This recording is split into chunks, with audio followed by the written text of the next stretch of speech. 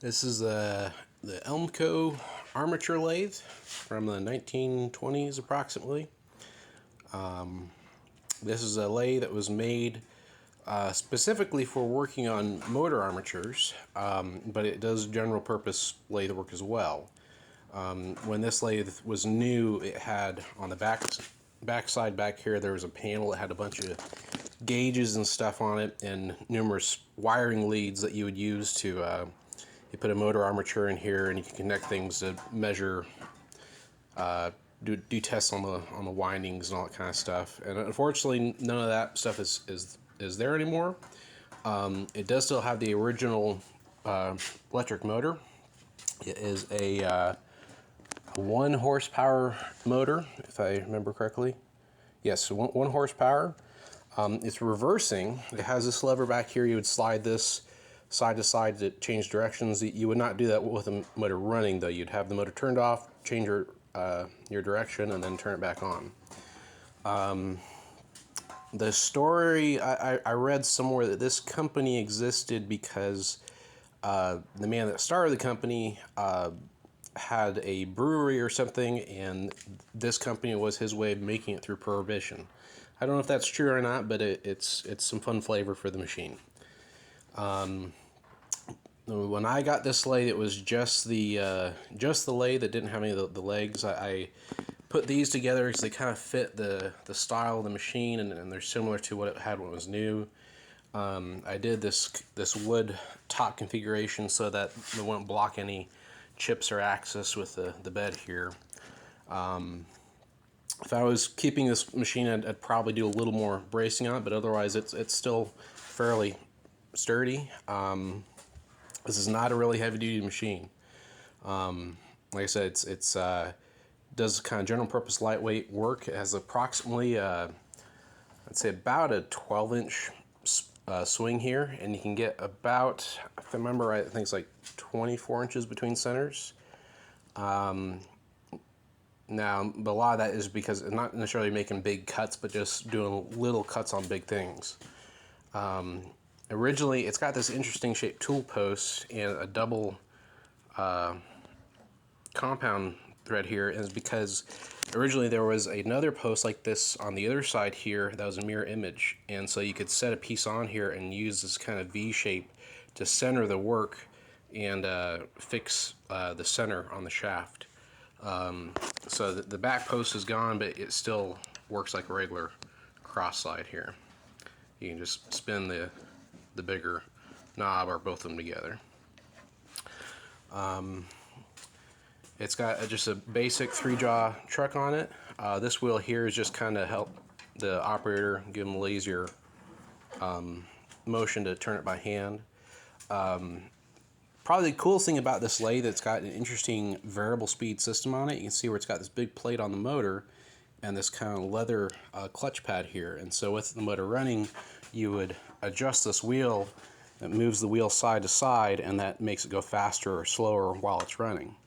I'll do a video here in a little bit. It is a little loud, the size of the motor there. It's I think they use a 1-horse motor on this, even though it's such a small machine, because they're losing a little bit of horsepower in this friction clutch system here.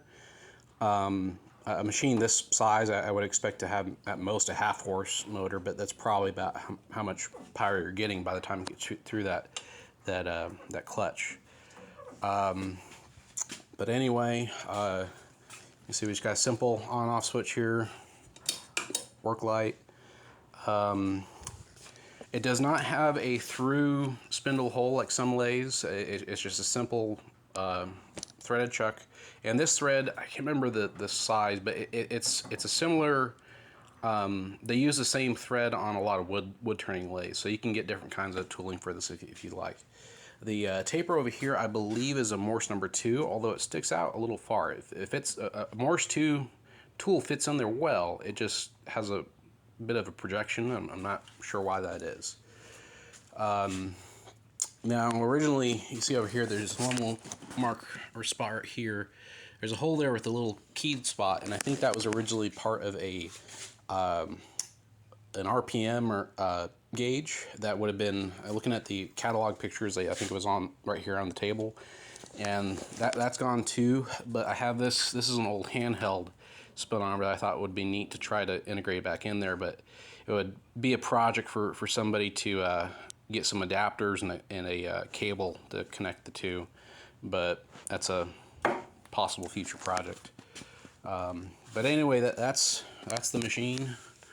It's an Elmco 1920's. Read the brass tag here. So the automotive equipment so this would have been like for servicing car starters and generators and other electric motors. Without all the testing equipment though, I mean, you can still clean up communicators on motors and stuff, but it just makes a nice kind of basic lathe. If you want to make pens or do some wood turning, I got it for doing just like little simple tasks like making little spacers or shortening the heads on screws and bolts. Easy things that aren't going to need any real high power or precision. But anyway, let's see it work here.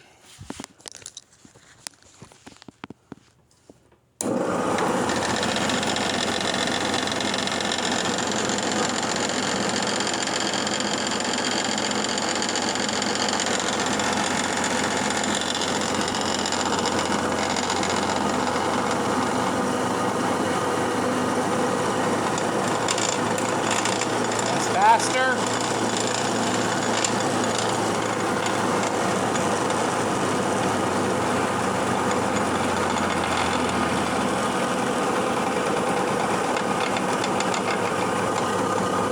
And slower.